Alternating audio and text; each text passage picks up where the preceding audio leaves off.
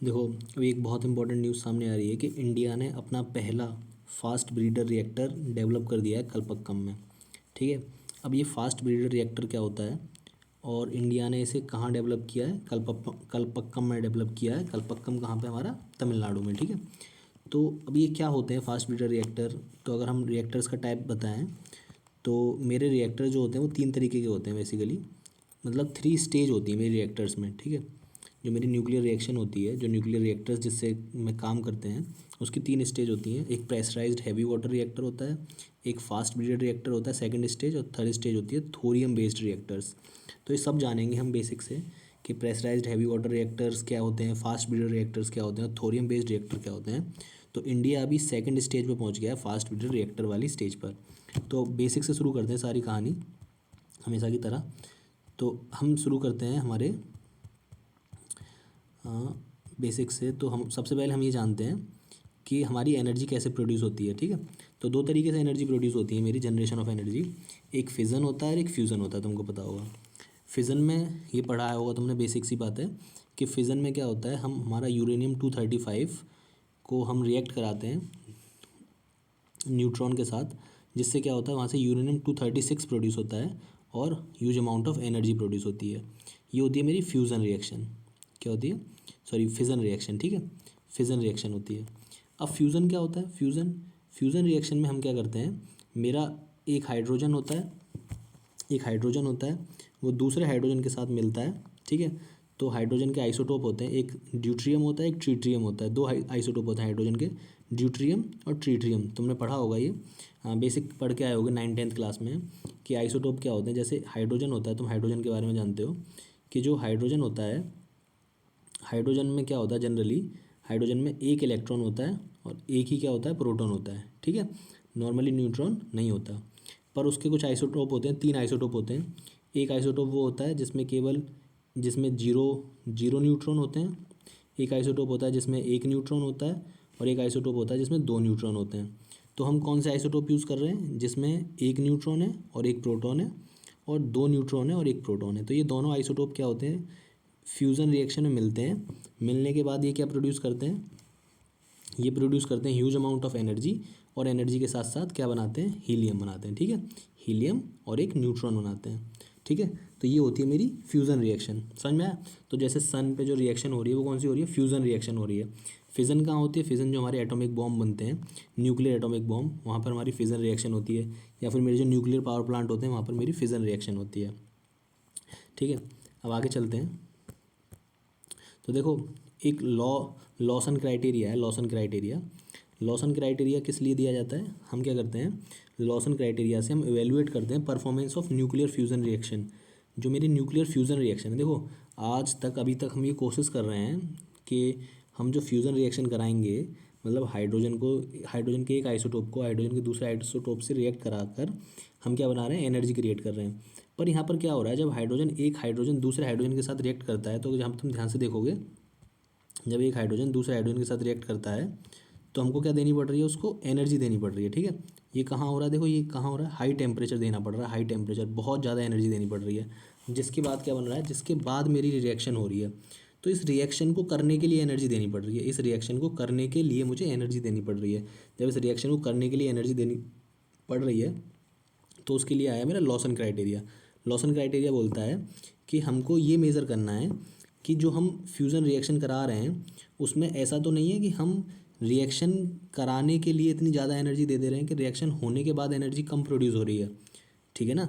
जो रिएक्शन कराने के लिए मैं एनर्जी ज़्यादा दे रहा हूँ पर रिएक्शन होने के बाद कम एनर्जी प्रोड्यूस हो रही है, तो ऐसा तो नहीं है। तो इसको किससे हम मेज़र करते हैं? इसको हम मेज़र करते हैं लॉसन क्राइटेरिया से। किससे मेज़र करते हैं? लॉसन क्राइटेरिया से। ठीक है।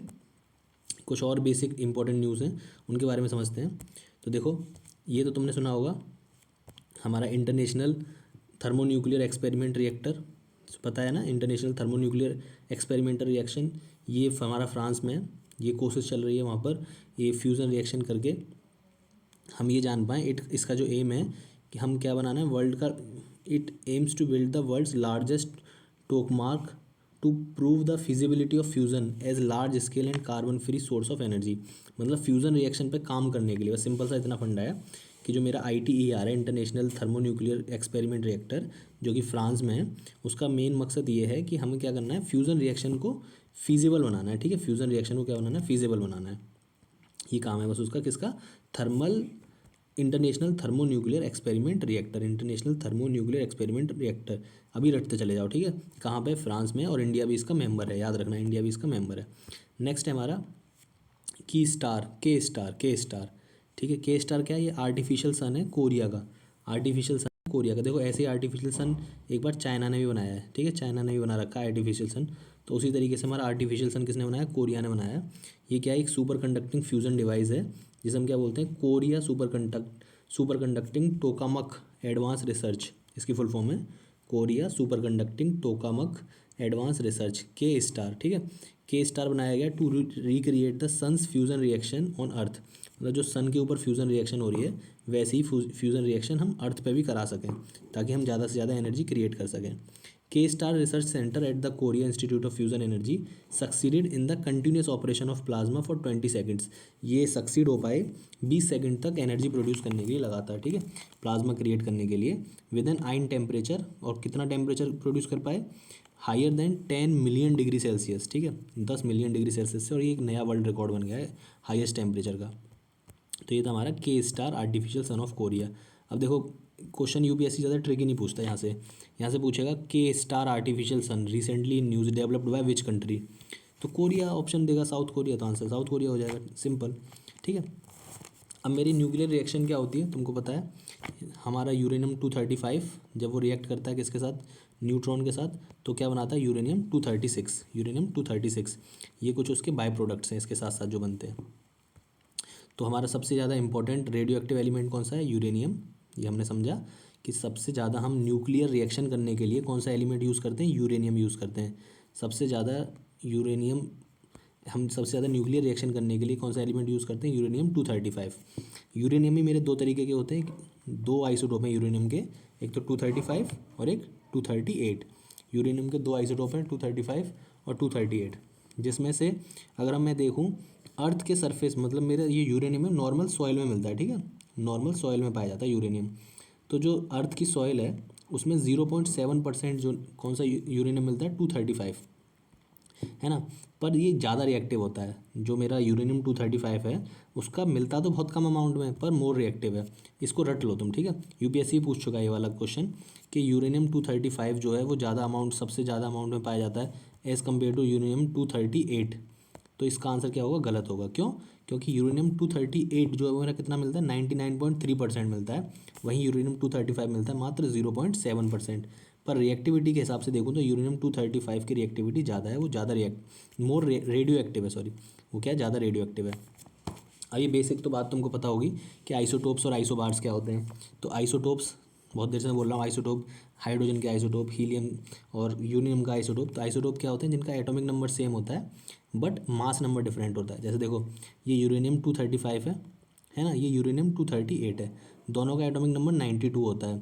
ठीक है, पर मास नंबर क्या दोनों का अलग अलग, इसका मास नंबर है 235 और इसका मास नंबर है 92। ये देखो जो मेरा रेडियो एक्टिव एलिमेंट होते हैं ना, इनको हम हैवी मेटल भी बोलते हैं, हैवी मेटल। अब हैवी मेटल किसको बोला जाता है भैया, हैवी मेटल उसको बोला जाता है जिसमें, देखो जैसे अगर मैं तुमको थोड़ा बेसिक बताऊं, जो यूरेनियम जो है मेरा, इसका एटॉमिक नंबर 92 है और इसका मास नंबर कितना है, 235। इसका मतलब ये है कि 92 क्या है, इसमें प्रोटॉन है, 92 क्या है, प्रोटॉन, है ना। और न्यूट्रॉन कितने हैं, तो न्यूट्रॉन निकालने के लिए क्या कर देंगे हम, 235 में से 92 माइनस कर देंगे, 235 में से 92 माइनस कर देंगे। ठीक है, तो 13 में से हो गया 4, 143। तो इसमें न्यूट्रॉन कितने आ रहे हैं, 143। तो ऐसे एलिमेंट, ऐसे मेटल्स जिसमें न्यूट्रॉन का नंबर जो है बहुत ज़्यादा रहता है प्रोटॉन से, ठीक है, न्यूट्रॉन के नंबर बहुत ज़्यादा रहते हैं प्रोटॉन से, ऐसे मेटल को क्या बोलते हैं, हैवी मेटल। तो यूरेनियम क्या है, मेरा एक हैवी मेटल है। ठीक है, तो इनके जो 235 है और 238 है, इसका मतलब इसका मास नंबर 235 है और इसका मास नंबर 238 है। इसका मतलब ये क्या है, मेरे आइसोटोप्स हैं। अब आइसोबार क्या होते हैं भैया, आइसोबार इसका उल्टा होता है। देखो आइसोटोप के और एग्जांपल तुमको बच्चों वाले पता होंगे जो तुम पढ़ते हुए आ रहे हो, जैसे कार्बन C12 और कार्बन का C14। तो याद रखना जो C14 होता है ये मेरा एक रेडियो एक्टिव आइसोटोप है। कौन सा आइसोटोप है? रेडियो एक्टिव आइसोटोप है। इसीलिए जब हम कार्बन डेटिंग करते हैं, कार्बन डेटिंग के दौरान हम C14 यूज़ करते हैं। क्यों C14 यूज़ करते हैं? Radio active isotope. देखो रेडियो एक्टिव वर्ड को समझ लो ज़्यादा थोड़ा सा। रेडियो एक्टिव का क्या मतलब होता है? रेडियो एक्टिव का मतलब ये होता है कि जो रेडिएशन रिलीज़ करे, जो क्या रिलीज़ करे? रेडिएशन रिलीज़ करे, मतलब धीरे धीरे क्या हो जाए, वो खुद ख़त्म हो जाए, अपने आप को धीरे धीरे खुद ख़त्म कर ले। तो मेरा जो C14 है ये क्या करता है, ये धीरे धीरे ख़त्म होता चला जाता है। इसकी जो हाफ़ लाइफ है वो कुछ 5000 साल है, ठीक है, 5338 कुछ साल है इसकी हाफ़ लाइफ। तो इसका मतलब ये है कि C14 जो मेरा कार्बन C14 ये धीरे धीरे क्या होता चला जाता है, ख़त्म होता चला जाता है। इसीलिए हम क्या यूज़ करते हैं, C14 यूज़ करते हैं कार्बन डेटिंग के लिए, जो कि रेडियो एक्टिव एलिमेंट है, ठीक है। पर मेरा C12 रेडियो एक्टिव नहीं है, पर C12 और C14 दोनों क्या हैं, एक दूसरे के आइसोटोप्स हैं, आइसोटोप्स। क्यों? क्योंकि दोनों का मास नंबर 12 है इसका और इसका 14 है, पर एटॉमिक नंबर दोनों का कितना है, 6 है। तो जिनके एटॉमिक नंबर सेम होते हैं, मास नंबर डिफरेंट होते हैं, उन्हें हम क्या बोलते हैं, आइसोटोप्स बोलते हैं, ठीक है। इसके बाद आइसोबार में क्या होता है, मास नंबर सेम होता है बट एटॉमिक नंबर डिफरेंट होता है। एग्जाम्पल जैसे कार्बन का C14 और नाइट्रोजन N14, ये दोनों को अगर मैं देखूँ तो दोनों का मास नंबर तो 14 है, पर कार्बन का एटॉमिक नंबर 6 है और वहीं नाइट्रोजन का एटॉमिक नंबर 7 है, ठीक है। तो आइसोटोप्स और आइसोबार समझ में आ गए। और बेसिक एक और बेसिक चीज़, एलोट्रॉप्स। एलोट्रॉप्स क्या होते हैं? Property of some chemical element to exist in 2 और मोर डिफरेंट फॉर्म्स। जैसे देखो कार्बन है, ठीक है, कार्बन डिफरेंट डिफरेंट फॉर्म में एग्जिस्ट करता है, ठीक है। कार्बन जो मेरा डायमंड की फॉर्म में एग्जिस्ट करता है, कार्बन मेरा ग्रेफाइट की फॉर्म में एग्जिस्ट करता है, बकमिस्टर फुलरीन की फॉर्म में एग्जिस्ट करता है C60। तो ये क्या कहलाते हैं? ये कहलाते हैं कार्बन के आइसोटोप्स, कार्बन के आइसोटोप्स। आइसोटोप मतलब केवल उसमें कार्बन ही कार्बन है, कार्बन जो तुम्हें मिल रहा है एनवायरनमेंट में वो अलग अलग फॉर्म में मिल रहा है। अब थोड़ा यूरेनियम के बारे में और समझ लेते हैं। तो हमारे क्या समझ में आ गया यहाँ पर कि यूरेनियम क्या है, एक रेडियो एक्टिव आइसोटोप है, सॉरी रेडियो एक्टिव एलिमेंट है, जिसके 2 आइसोटोप हैं, U35, यूरेनियम 235 और यूरेनियम 238। जो यूरेनियम 238 है वो हमारा 99.3% मिलता है और 235 मात्र 0.7% मिलता है।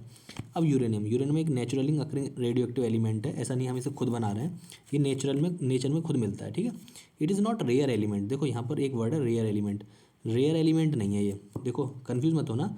हैवी मेटल और रेयर एलिमेंट में फ़र्क है। रेयर एलिमेंट जो ना मिले, जो बहुत मुश्किल से मिले, उसे रेयर एलिमेंट बोलते हैं। तो ये यूरेनियम बहुत मुश्किल से नहीं मिलता, नॉर्मली हमारी ज़मीन में मिल जाता है ये, इसलिए इसको रेयर एलिमेंट नहीं बोलेंगे। ये ऐसे अबेंडेंट है जैसे गोल्ड और सिल्वर और मरकरी हमें मिल जाता है, वैसे ही हमको यूरेनियम भी मिलता है। अच्छा, सबसे ज़्यादा लार्जेस्ट यूरेनियम रिजर्व कहाँ पे है? तो इसको याद रख लो, यूपीएससी देखो भाई, प्रीवियस ईयर अगर तुम पेपर करते हो तो प्रीवियस ईयर के क्वेश्चन पेपर उठा के देखना, यूपीएससी ने 2 से 3 बार पूछ रखा है ये वाला सवाल। यूरेनियम के सबसे ज़्यादा लार्जेस्ट रिजर्व ऑस्ट्रेलिया में है, और यूरेनियम सबसे ज़्यादा जो माइनिंग करती है कौन सी कंट्री करती है, मतलब प्रोड्यूस करती है। देखो रिजर्व होना अलग बात है और उसको निकाल के दूसरी कंट्रीज़ को सप्लाई करना और खुद यूज़ करना अलग बात है। तो कजाकिस्तान सबसे ज़्यादा यूरेनियम के क्या करती है, माइनिंग करती है। 45% ऑफ वर्ल्ड की माइनिंग कौन करती है? कजाकिस्तान। तो ये रट लो कि सबसे ज़्यादा रिजर्व किसके पास है? ऑस्ट्रेलिया के पास, फिर कजाकिस्तान के पास, फिर कनाडा के पास। यूपीएससी की आदत है, यूपीएससी ने देखो 2 बार तुम देखोगे तो 2 बार में ऑप्शन दिया है कनाडा फिर कजाकिस्तान, ऐसे करके ऑप्शन दिए हैं। तो नहीं, तो कजाकिस्तान पहले आएगा, कनाडा बाद में आएगा। तो यूपीएससी ने 2-3 बार ये वाला सवाल पूछ रखा है भाई, देख लेना प्रीवियस ईयर, और मुझे लगता है अब भी पूछ सकता है क्योंकि बहुत ज़्यादा न्यूज़ में है इस साल। नेक्स्ट है हमारी uranium corporation of India limited. Uranium corporation of India limited ये हमारी central owned public sector unit है, मतलब सरकारी कंपनी है, जो किसके अंडर आती है? डिपार्टमेंट ऑफ एटॉमिक एनर्जी के अंडर आती है, जो कि सारी यूरेनियम माइनिंग और प्रोसेसिंग को डील करती है। तो यूरेनियम माइनिंग को डील कौन करता है? मेरा यूरेनियम कॉर्पोरेशन ऑफ इंडिया। अभी तो मैं यूपीएससी का एक क्वेश्चन उठा के देखोगे तो उसमें ऐसे करके क्वेश्चन पूछा था कि माइनिंग एंड कॉर्पोरेशन करके, याद नहीं आ रहा मेरे को, कि सारे जो इंडिया में जितनी माइनिंग होती है ये डिपार्टमेंट डील करता है। तो ऐसा नहीं है, यहाँ पर यूरेनियम की माइनिंग को कौन डील करता है? Uranium corporation of India limited, ठीक है। ये बना था मेरा 1967 में और इसका हेडक्वार्टर कहाँ है? सिंहभूम में, सिंहभूम, ठीक है। अब मैं बात करता हूँ कि, ठीक है, इंडिया में यूरेनियम कहाँ पाया जा रहा है सबसे ज़्यादा? तो ये कहाँ कहाँ मिल रहा है? जादूगोरा झारखंड, झारखंड में ही भटिन, झारखंड में ही नरवा पहाड़, झारखंड में ही तुरामदिन, झारखंड में बंदुहुरंग, और आंध्र प्रदेश में तुमल्लापल्ली, ठीक है। तो इसको याद कर लो, इसको रट लो कि सबसे ज़्यादा जो हमको यूरेनियम मिल रहा है वो कहाँ मिल रहा है? झारखंड में मिल रहा है। बस इतना याद करो, झारखंड में मिल रहा है। और बस कुछ याद करने की जरूरत नहीं है। आगे चलते हैं। जो मेरा nuclear power corporation of India limited है NPCIL, ये एक इंडियन पब्लिक सेक्टर कंपनी है, इस जो कहाँ पे, मुंबई महाराष्ट्र में। ठीक है, ये पूरी तरीके से सरकारी कंपनी है और ये रिस्पॉन्सिबल है for the generation of electricity from nuclear power.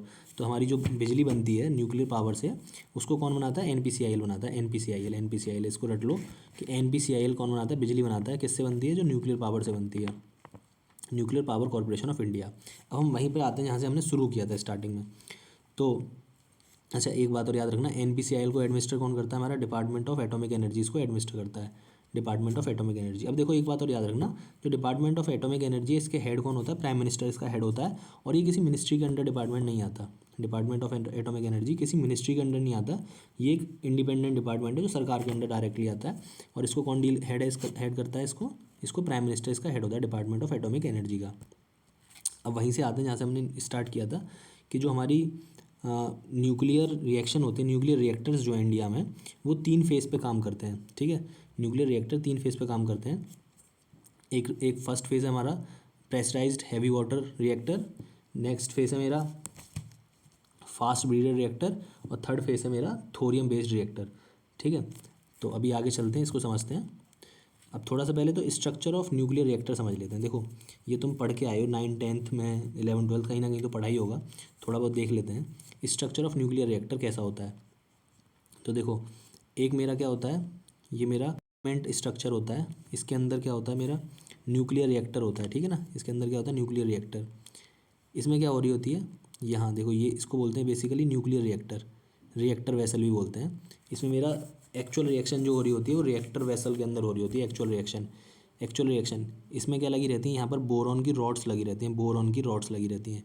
ये बोरॉन की रॉड्स किस लिए लगी रहती हैं? रेट ऑफ रिएक्शन को कंट्रोल करने के लिए, रेट ऑफ रिएक्शन को कंट्रोल करने के लिए। जैसे देखो, तुमको पता होगा कि जब मेरा यूरेनियम 235, जब मेरा यूरेनियम 235 से जब न्यूट्रॉन रिएक्ट करता है, तो यहाँ से क्या होता है, बहुत यूरेनियम 238 बनता है। ठीक है, इसके साथ साथ 3 न्यूट्रॉन और निकलते हैं, इसके साथ साथ 3 न्यूट्रॉन और निकलते हैं। अब भैया ये 3 न्यूट्रॉन फर्दर यूरेनियम 235 से रिएक्ट करते हैं, तो इसकी वजह से रिएक्शन बहुत तेज़ होती चली जाती है, बहुत तेज़। तो हम क्या करते हैं, हम बोरॉन की रॉड लगा देते हैं, बोरॉन की, अपने रिएक्टर्स के अंदर बोरॉन की रॉड लगा देते हैं, बोरॉन की रॉड। अब ये बोरॉन की रॉड क्या करती हैं, ये जो एक्स्ट्रा न्यूट्रॉन जो निकल रहा है उस एक्स्ट्रा न्यूट्रॉन को एब्जॉर्ब कर लेती हैं, एक्स्ट्रा न्यूट्रॉन जो निकल के आया उसको क्या कर लेती हैं, एब्जॉर्ब कर लेती हैं। जिसकी वजह से हर बार, जैसे जब यूरेनियम 235 मेरा रिएक्ट किया एक न्यूट्रॉन के साथ, तो वहाँ से क्या निकले, 3 न्यूट्रॉन। तो ये बोरॉन रॉड क्या करती है, इसमें से 2 न्यूट्रॉन को एब्जॉर्ब कर लेती है, 1 न्यूट्रॉन रह जाता है, वो 1 न्यूट्रॉन फर्दर जाकर रिएक्ट करता है 235 से, फिर से दोबारा से 3 न्यूट्रॉन निकलते हैं। तो मेरी बोरॉन रॉड क्या कर लेती है, एब्जॉर्ब कर लेती है न्यूट्रॉन को। तो इसमें लगी रहती है कहाँ, रिएक्टर वेसल में। इसके साथ साथ हमारा, हम हैवी वाटर भी यूज़ करते हैं। ठीक है, बोरॉन रॉड के साथ साथ हम क्या यूज़ करते हैं, हैवी वाटर भी यूज़ करते हैं। किसके लिए? Heavy water as a moderator. तो ये हम कहाँ यूज़ करते हैं, मटेरियल इन कोर विद, ये क्या करता है, ये भी स्लो डाउन कर देता है न्यूट्रॉन की रिलीज़।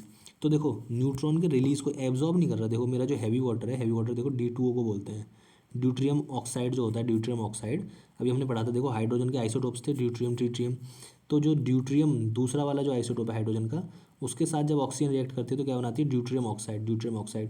तो ये ड्यूट्रियम ऑक्साइड क्या कर देता है कि स्लो डाउन कर देता है, मतलब जो मेरे जो न्यूट्रॉन्स निकल रहे हैं वो जितनी तेज़ निकल रहे हैं उनके रेट को स्लो डाउन कर देता है, उनको एब्जॉर्ब नहीं करता। तो यहाँ कन्फ्यूज़ मत हो जाना अगर क्वेश्चन में आता है कि heavy water absorb the extra neutron which are released in the reaction, नहीं, ये उनकी रिएक्शन को स्लो डाउन कर देता है, पर ये रिएक्टर वेसल के अंदर होता है। ठीक है, तो ये भी क्वेश्चन आ चुका है, तुम देख लेना नहीं तो एक बार प्रीवियस ईयर को।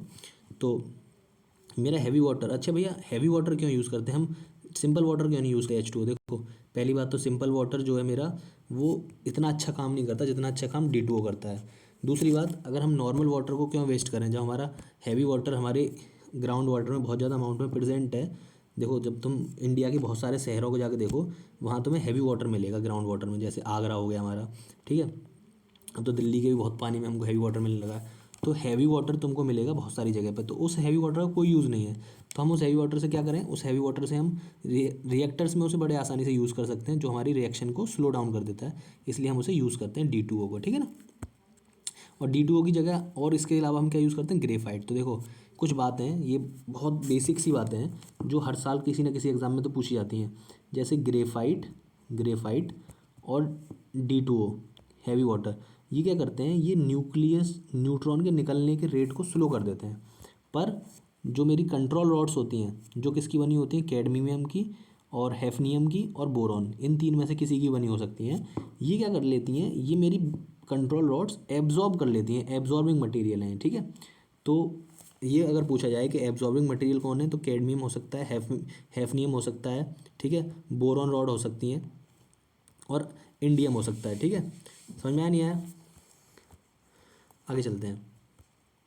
अब ड्यूट्रियम क्या है, ड्यूट्रियम के बारे में थोड़ा सा जान लेते हैं। ड्यूट्रियम एक मेरा स्टेबल आइसोटोप है हाइड्रोजन का, एंड क्या बनाता है, हैवी वाटर बनाता है, ठीक है। This is also known as deuterium oxide. समझ में आ गया हमारी ये सारी बातें, ये कोई काम का नहीं है। वहीं लौट के आ गए हमने जहाँ से शुरू किया था, ठीक है, कि PM मोदी ने, अभी हमारे नरेंद्र मोदी जी ने स्टार्ट किया है पहला इंडिया का फर्स्ट ब्रीडर, ठीक है, फर्स्ट ब्रीडर रिएक्टर स्टार्ट किया है कहाँ पे, कलपक्कम में। अब थोड़ा सा और पढ़ लेते हैं। तो अभी हमने पढ़ा कि 3 फेज़ होते हैं, एक प्रेशराइज्ड हैवी वाटर रिएक्टर होता है, दूसरा मेरा फास्ट ब्रीडर रिएक्टर होता है, थर्ड मेरा थोरियम बेस्ड रिएक्टर होता है। अब ये क्या होते हैं, तो प्रेशराइज्ड हैवी वाटर रिएक्टर में क्या होता है, हम क्या यूज़ कर रहे होते हैं, हैवी वाटर को यूज़ कर रहे होते हैं एज इट्स कूलेंट। किसके लिए, कूलेंट के लिए, ठीक है, कूलेंट के लिए यूज़ कर रहे होते हैं किसको, प्रेशराइज्ड हैवी वाटर, सॉरी उसको हैवी वाटर को यूज़ कर रहे होते हैं कूलेंट के लिए। अब जो मेरा यूरेनियम 235 है उसका एनरिचमेंट एक लिमिट तक ही किया जा सकता है। अगर उसका हम ज़्यादा एनरिचमेंट करेंगे तो हम क्या बना सकते हैं, उससे हम वेपन्स बना सकते हैं, न्यूक्लियर वेपन्स। अगर यूरेनियम 235 का एनरिचमेंट 80 से 90% करा जाए, 80 से 90%, तो हम उससे क्या बना सकते हैं, वेपन्स बना सकते हैं, वेपन्स, ठीक है, एटॉमिक बॉम्ब वगैरह वेपन्स। तो इस साल देखो 2023 का पेपर देखना, उसने पूछा था कि 80% तक एनरिचमेंट करा जाता है क्या यूरेनियम 235 को, जिससे हम उसे न्यूक्लियर रिएक्टर में यूज़ कर रहे हैं। नहीं भाई, उसमें तो केवल 10 से 20% ही एनरिचमेंट किया जाता है। अगर हम 40% के आसपास भी करते हैं, 20 से 40% के आसपास, तो वो हम किस लिए यूज़ कर रहे होते हैं, उस यूरेनियम को हम अपने मेडिकल पर्पज़ के लिए यूज़ करते हैं। पर अगर हम 80% के आसपास एनरिचमेंट कर रहे होते हैं अपने यूरेनियम 235 का, तो हम किस लिए यूज़ करते हैं, उसे वेपन्स की मैन्युफैक्चरिंग के लिए यूज़ करते हैं। अच्छा, किस प्रोसेस से हम एनरिचमेंट करते हैं यूरेनियम का, तो उसको हम बोलते हैं सेंट्रीफ्यूगेशन। क्या बोलते हैं, सेंट्रीफ्यूगेशन। अब देखो सेंट्रीफ्यूगेशन तो तुमको पता होगा, सेंट्रीफ्यूगेशन जानते हो ना तुम, घर में तुमने देखा होगा, मठा जो चलता है, दही से मठा जो बनता है, तो वो जो घूमता है ना ऐसे करके, सेंट्रीफ्यूगेशन, तो उसे ये हम सेंट्रीफ्यूगेशन प्रोसेस बोलते हैं। तो उसके थ्रू हम क्या करते हैं, एनरिचमेंट करते हैं। पर ईरान जो है बहुत ज़्यादा एनरिचमेंट कर रहा था, इसलिए यूएस ने क्या कर दिया था, उसके ऊपर सैंक्शन लगा दिए थे ईरान के ऊपर, in response to nuclear programme. उसने क्या कर दिया था, बहुत ज़्यादा एनरिचमेंट कर रहा था वो ईरान। अब आगे चलते हैं। तो 3 फेस है हमारे, pressurised heavy water reactor, fast breeder reactor और थोरियम बेस्ड रिएक्टर। तो प्रेशराइज्ड हैवी वाटर रिएक्टर में क्या होता है, मेरा यूरेनियम 235 का कोर होता है और उसके ऊपर होता है मेरा यूरेनियम 238। क्या होता है, यूरेनियम 238। तो यूरेनियम 235 का कोर होता है और उसके ऊपर होता है यूरेनियम 238, और इससे न्यूट्रॉन जैसे ही रिएक्ट करता है तो यहाँ से बनता है यूरेनियम 238 प्लस एनर्जी निकलती है, ठीक है। और इसके साथ साथ कुछ एक बाय प्रोडक्ट बनता है मेरा प्लूटोनियम 239। क्या बनता है बाय प्रोडक्ट, प्लूटोनियम 239। ये जो मेरा प्लूटोनियम 239 है, ये यूज़ होता है मेरे सेकंड स्टेज में। किस में यूज़ होता है, सेकंड स्टेज में, जिस स्टेज का नाम क्या है, फास्ट ब्रीडर रिएक्टर। देखो इसको हम ब्रीडर रिएक्टर क्यों कहते हैं, अभी समझाता हूँ, ठीक है, इसका कारण, इसे ब्रीडर रिएक्टर क्यों कहते हैं। तो हमारे यहाँ तक अभी तक ये समझ में आया कि यूरेनियम 235 का हमने कोर यूज़ किया, यूरेनियम 235 के ऊपर हमने क्या यूज़ किया, यूरेनियम 238, न्यूट्रॉन की रिएक्शन हुई, न्यूट्रॉन ने क्या बनाया, 238 बनाया प्लस प्लूटोनियम बनाया एज अ बाय प्रोडक्ट। ये जो प्लूटोनियम बना एज अ बाय प्रोडक्ट, हम इसे सेकंड स्टेज में यूज़ करते हैं। तो सेकंड स्टेज में हम प्लूटोनियम 239 का कोर लेते हैं और उसके ऊपर यूरेनियम 238 की लेयर लगाते हैं, ठीक है। फिर इसे हम न्यूट्रॉन के साथ रिएक्ट कराते हैं, तो यहाँ से क्या बनता है, यूरेनियम 238। हम इस फिर से यूरेनियम 238 से क्या पा सकते हैं, प्लूटोनियम पा सकते हैं। क्या पा सकते हैं, प्लूटोनियम पा सकते हैं। मतलब साइकिल फिर से क्या होने लग जाती है, रिपीट होने लग जाती है। तो इसका मतलब ये है कि प्लूटोनियम से ही दोबारा क्या बन गया, प्लूटोनियम बन गया। प्लूटोनियम से ही क्या बन गया, प्लूटोनियम बन गया। इसलिए हमने क्या किया, fast breeder reactor, fast breeder reactor, इसलिए क्या बोलते हैं, ब्रीडर रिएक्टर। मतलब ये एक ऐसा फ्यूल है जो खुद बर्न होकर खुद दोबारा से जनरेट हो जाता है। मतलब ये खुद बर्न हो रहा है, खुद यूज़ हो रहा है, फिर खुद खुद ही दोबारा जनरेट हो जा रहा है, इसलिए इसे क्या बोलते हैं, ब्रीडर बोलते हैं। है ना, क्या बोलते हैं, ब्रीडर। अच्छा, फास्ट ब्रीडर सेकंड स्टेज में, जब हम फिर सेकंड स्टेज में पहुंचते हैं तो हम सेकंड स्टेज में प्लूटोनियम 238 भी यूज़ कर लेते हैं, ठीक है, सॉरी प्लूटोनियम 239 यूज़ करते हैं उसमें हम। और हम क्या यूज़ करते हैं, थोरियम 232, थोरियम 232 न्यूट्रॉन के साथ रिएक्ट कराते हैं। यहाँ से क्या बनता है हमारा, यूरेनियम 233 बनता है, यूरेनियम 233 बनता है सेकंड स्टेज में। अच्छा अच्छा, ये थर्ड स्टेज क्या है हमारी, thorium based reactor. Third stage है थोरियम बेस्ड रिएक्टर। इसमें हम क्या करते हैं, जो हमारा यूरेनियम 233 बनाता है उसके ऊपर हम थोरियम की लेयर यूज़ करते हैं, फिर उसे न्यूट्रॉन के साथ रिएक्ट कराते हैं। तो यहाँ से क्या बनता है मेरा, यूरेनियम 233, ये थर्ड स्टेज यूरेनियम है। अच्छा देखो, अब हम जो सेकंड स्टेज है, जो सेकंड स्टेज है मेरी, इस पे इंडिया ने जो है अभी काम किस पे किया, इस पे ही काम किया सेकंड स्टेज पे, फास्ट ब्रीडर रिएक्टर वाली स्टेज पर, सेकंड स्टेज पर। हम जो है इंडिया में प्लूटोनियम 239 ज़्यादा यूज़ नहीं कर पाते, क्योंकि इंडिया में जो है प्लूटोनियम 239 मिलता नहीं है। तो हम क्या यूज़ करते हैं, हमने क्या यूज़ किया, thorium 233, thorium 233 as a fuel use किया है सेकंड स्टेज रिएक्टर में, ठीक है, सेकंड स्टेज में। क्यों हमने थोरियम यूज़ किया, क्योंकि इंडिया में थोरियम अबंडेंट अमाउंट में मिलता है। तुम देखोगे अगर डेटा, तो इंडिया में जो थोरियम मिल रहा है वो हर कंट्री से ज़्यादा रिजर्व है इंडिया में थोरियम के, है ना। इंडिया में जो थोरियम मिल रहा है वो हर कंट्री से ज़्यादा रिजर्व है इंडिया के पास थोरियम के। जब इतने ज़्यादा रिजर्व हैं थोरियम के इंडिया के पास, और हम उसे यूज़ कर सकते हैं सेकंड स्टेज में फास्ट ब्रीडर रिएक्टर में, तो हम उसी को यूज़ करेंगे, प्लूटोनियम क्यों यूज़ करेंगे। तो इसलिए इंडिया ने क्या यूज़ किया, थोरियम यूज़ किया, याद रखना। तो थोरियम यूज़ किया है। अच्छा, अगर मैं बात करूँ थोरियम हमें कहाँ से मिलता है, तो थोरियम मिलता है मुझे मोनाजाइट रॉक से। कहाँ से मिलता है, मोनाजाइट रॉक से। और ये थोरियम के रिजर्व सबसे ज़्यादा कहाँ कहाँ हैं, तो आंध्र प्रदेश, तमिलनाडु, उड़ीसा, केरला, यहाँ पे थोरियम के रिजर्व सबसे ज़्यादा हैं। अच्छा, थोरियम रिजर्व, अब थोरियम क्यों यूज़ करना इतना अच्छा है, पहली बात तो थोरियम इंडिया के पास अबंडेंट अमाउंट में अवेलेबल है भाई, खूब अमाउंट में, यहाँ से तुम डेटा से देख ही सकते हो। दूसरा, ये लीस्ट हार्मफुल है, इसकी माइनिंग बेस्ट फ्यूल है न्यूक्लियर एनर्जी के लिए। इसकी हाफ लाइफ जो है कम होती है, ठीक है, इसकी लेस हाफ लाइफ होती है। मतलब अगर ये छूट गया गलती से यहाँ पर, तो कुछ सालों बाद ये ख़त्म हो जाएगा, कुछ समय बाद ख़त्म हो जाएगा, डिसइंटीग्रेट हो जाता है जल्दी जल्दी, बहुत साल समय नहीं लगता है इसको डिसइंटीग्रेट होने में। वेपन जनरेशन इससे बनाना आसान नहीं, मतलब बहुत कठिन है वेपन्स बनाना थोरियम से, इसलिए अच्छा है, मतलब इसे गलत चीज़ों में यूज़ नहीं कर पाएगी कोई कंट्री, ठीक है। तीसरा, अगला, thorium based power plants generating less waste, यहाँ से लेस वेस्ट जनरेट होता है। One of the largest reserve हमने समझ लिया, इंडिया के पास थोरियम के बहुत भर भर के रिजर्व्स हैं, इसलिए इंडिया थोरियम को यूज़ कर रहा है, ठीक है। अब मोनोजाइट सॉइल को इंडिया में कैसे, क्या रेगुलेशन है, कैसे रेगुलेट होती है मोनोजाइट सॉइल। तो monazite soil contains thorium which is prescribed substance to be handled by department of atomic energy. जो मोनोजाइट सॉइल है हमारी, जो मोनोजाइट सॉइल है उसमें हमें क्या मिलता है, थोरियम मिलता है, ये हमारे समझ में आ गया। तो देखो, ये बहुत ही बेसिक सा सवाल है और शायद पूछा भी जा चुका है कि जो थोरियम रिजर्व्स हैं वो किस सॉइल में मिलते हैं, या फिर किस, नहीं पूछा गया तो पूछा जाएगा, देख लेना 1-2 साल में, या फिर इस साल ही पूछा जा सकता है। तो मोनोजाइट सॉइल में हमको थोरियम रिजर्व सबसे ज़्यादा मिलते हैं। इसको कौन हैंडल करता है मोनोजाइट सॉइल को, तो डिपार्टमेंट ऑफ एटॉमिक एनर्जी करती है डायरेक्ट, ठीक है। और ये किसके अंडर आता है, is a prescribed substance to be handled by the department comes under atomic energy radiation protection rules 2004, इसके अंडर आता है। Indian rare earth element limit, sorry Indian rare earth limited, IREL is the only body permitted to produce and process monazite and regulate domestic use and export। तो याद रखना, India में domestic use और export को कौन manage करता है, ठीक है, कौन प्रोड्यूस करता है मोनोजाइट भारत में, मतलब थोरियम कौन प्रोड्यूस करता है, तो इंडियन रेयर अर्थ लिमिटेड ये कंपनी मैनेज करती है, Indian rare earth limited company manage करती है। मोनोजाइट को हम डिस्क्राइब करते हैं, डिफाइन करते हैं as a prescribed substance under the atomic energy act under the law and licence required for its export, ठीक है। तो जो न्यूज़ में चल रहा था कि इंडिया जो है, इंडिया ने सेकंड स्टेज में एंटर कर गई है, ठीक है। एक बात और याद रखना, इंडिया जो सेकंड स्टेज में एंटर करी है वो 55 साल बाद एंटर करी है, 55 साल बाद। जो इंडिया ने अपना फर्स्ट न्यूक्लियर रिएक्टर बनाया था वो 1967 में बनाया था, तुम्हें पता होगा, ऑपरेशन बुद्धा स्माइल, ठीक है, स्माइलिंग बुद्धा, सॉरी, हमने पोखरान में जो ऑपरेशन हुआ था हमारा, उसके तहत हमने क्या बनाया था, पहला अपना न्यूक्लियर रिएक्टर बनाया था, न्यूक्लियर रिएक्शन टेस्ट किया था हमने सबसे पहला, उसके 55 साल बाद हम सेकंड स्टेज में एंटर किए हैं, ठीक है। इसके बहुत कारण हैं कि हम क्यों एंटर नहीं कर पाए सेकंड स्टेज में शुरू पहले ही। तो इसका सबसे मेन कारण तो ये है कि जैसे ही इंडिया ने फर्स्ट स्टेज का न्यूक्लियर रिएक्टर बनाया था, तो इंडिया के ऊपर क्या किया था, बहुत सारी कंट्रीज़ ने, यूरोपियंस कंट्रीज़ ने और USA वगैरह ने सैंक्शन लगा दिए थे, जिसके चलते इंडिया जो है सेकंड स्टेज में एंटर नहीं कर पाया था।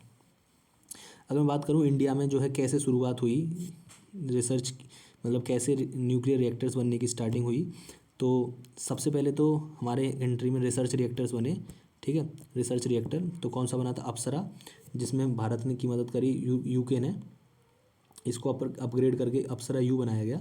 फिर ध्रुव बना जो 100 मेगावाट का था, इंडिया का largest research reactor, largest source for weapon graded plutonium, ठीक है। इसके बाद CIRUS, Canadian Indian reactor uranium system, ठीक है। इसके बाद कमिनी, कल्पाकप्पम मिनी रिएक्टर बना, ठीक है। इसके बाद प्रोटोटाइप फास्ट ब्रीडर, देखो ये जो अब जो बनाया है, ये जो हमारा सेकंड स्टेज में हम एंटर किए हैं, ये किसने बनाया है, तो इसको बनाया भवानी ने, ठीक है, भवानी ने। तो ये जो है ये काम कर रही थी फास्ट ब्रीडर रिएक्टर्स के ऊपर, भवानी कंपनी। तो अब इसने बना दिया है इसको, और इंडिया ने इसको इनॉग्रेट भी कर दिया है, ठीक है। भवानी फुल फॉर्म है भारतीय नभिकाय विद्युत निगम लिमिटेड। अब अगर पूछा जाए कि इंडिया का जो है second stage fast breeder reactor किस कंपनी ने बनाया, तो भवानी ने बनाया है। कहाँ पर, कलपक्कम तमिलनाडु, कलपक्कम तमिलनाडु। अभी हमने पीछे एक एटॉमिक एनर्जी रेगुलेटरी बोर्ड के बारे में सुना था, तो उसके बारे में थोड़ा समझ लेते हैं। तो एटॉमिक एनर्जी रेगुलेटरी बोर्ड जो है वो कहाँ लोकेटेड है, मुंबई में। इसको जो पावर मिलती है इसको पावर मिलती है एटॉमिक एनर्जी एक्ट 1962 के तहत, एटॉमिक एनर्जी एक्ट 1962 के तहत, ठीक है। रेगुलेट करती है use of radio active elements for medical purpose. तो एटॉमिक एनर्जी रेगुलेटरी बोर्ड याद कर लो अभी, मतलब देखो ऐसे ध्यान कोशिश करा करो, पढ़ते पढ़ते ही आँख बंद करके याद करने की कोशिश करा करो। एटॉमिक एनर्जी रेगुलेटरी बोर्ड जो है ये मुंबई में लोकेटेड है, और ये किस एक्ट के तहत बना था बोर्ड, तो एटॉमिक एनर्जी एक्ट के तहत बना था। तो मतलब ये स्टैट्यूटरी बॉडी है, ये रेडियो एक्टिव एलिमेंट्स को रेगुलेट करती है इंडिया में फॉर मेडिकल पर्पस।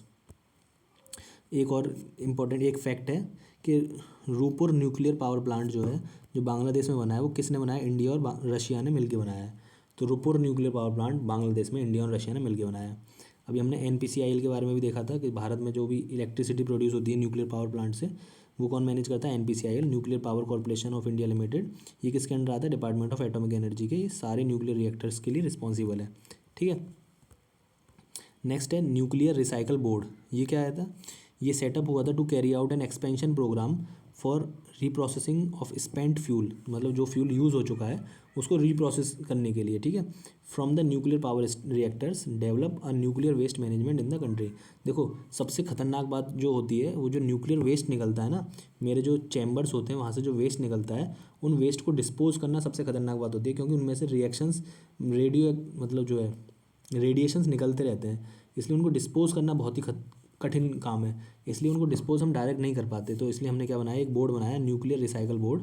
इस बोर्ड को हमने पावर दे दी कि रिसाइकलिंग प्रोसेस जो भी होगी इन फ्यूल से रिलेटेड सबको वो डील करेगा ये बोर्ड, ठीक है। अभी देखो एक रिपोर्ट आई थी ग्राउंड वाटर ईयर बुक 2020-21, उसने बताया कि भारत के 12 स्टेट में यूरेनियम मिला है, लिमिट से ज़्यादा, ठीक है, लिमिट से ज़्यादा 12 स्टेट में यूरेनियम मिला है पानी में, ठीक है। किसमें मिला है, पानी में। इसका कारण बताया ओवर एक्सप्लॉयटेशन, ठीक है, और ये सब इसके कारण बताए गए। कैन बी रिमूव्ड बाय, हम इसे हटा सकते हैं रिवर्स ऑस्मोसिस से यूरेनियम को। अच्छा, इंडिया में कितने न्यूक्लियर पावर प्लांट है, हमको ये पहले एक डेटा याद होना चाहिए। और देखो भाई, अगर तुम प्रीवियस ईयर क्वेश्चन देखते हो, जो कि देखने चाहिए, तो तुम देखोगे प्रीवियस ईयर क्वेश्चन में ज्योग्राफी के क्वेश्चन उठा के देखना, वहाँ ये पूछा गया है, मतलब इंडिया के न्यूक्लियर पावर प्लांट के बारे में पूछा गया है, ठीक है। ये जो अभी हमने पढ़ा थोरियम वगैरह, इनके बारे में पूछा गया है उन क्वेश्चन में। यूरेनियम के बारे में पूछा गया है, किस कंट्री में सबसे ज़्यादा मिलता है। तो हम इंडिया के न्यूक्लियर पावर प्लांट की बात करूँ तो इंडिया में कितने न्यूक्लियर पावर प्लांट हैं, तो इंडिया में जो है, तुम ध्यान से देखो, सबसे पहले तो ऐसे याद रखते हैं ऊपर से नॉर्थ से, तो सबसे ऊपर है हमारा नरोरा पावर प्लांट जो उत्तर प्रदेश में पड़ता है। याद रखना गंगा रिवर के ऊपर है ये नरोरा पावर प्लांट, ठीक है, गंगा रिवर के ऊपर है, अलीगढ़ के पास नरोरा पावर प्लांट। दूसरा है मेरा राजस्थान का एटॉमिक पावर प्लांट, राजस्थान का एटॉमिक पावर प्लांट। नेक्स्ट है मेरा करकापुर एटॉमिक पावर प्लांट, ये गुजरात में। तो करकापुर को तुम खरकापुर, खाखड़ा खाते हैं ना वहाँ पर, तो खरकापुर।